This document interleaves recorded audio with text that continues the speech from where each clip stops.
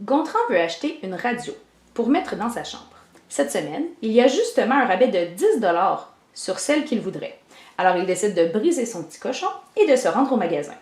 Si le prix courant de la radio est de 59,60 et que l'on doit ajouter les taxes, combien lui remettra le caissier si Gontran paye avec 3 billets de 20 $?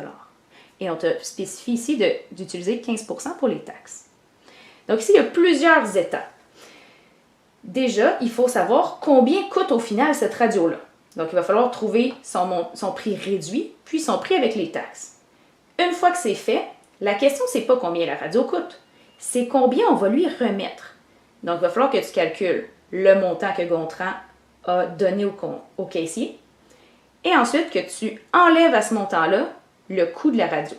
C'est ce qui se trouve dans le corrigé détaillé que tu peux trouver sur Moodle.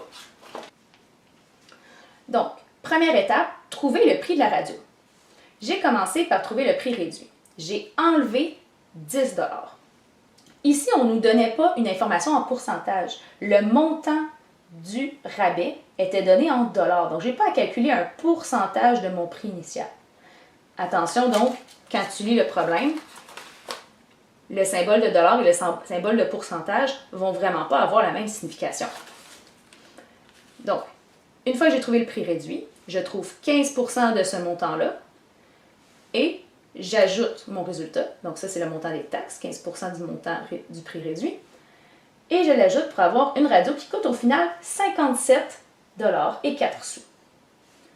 Le montant remis au caissier. Il a payé avec 3 billets de 20 $, donc il a donné 60 $ au caissier.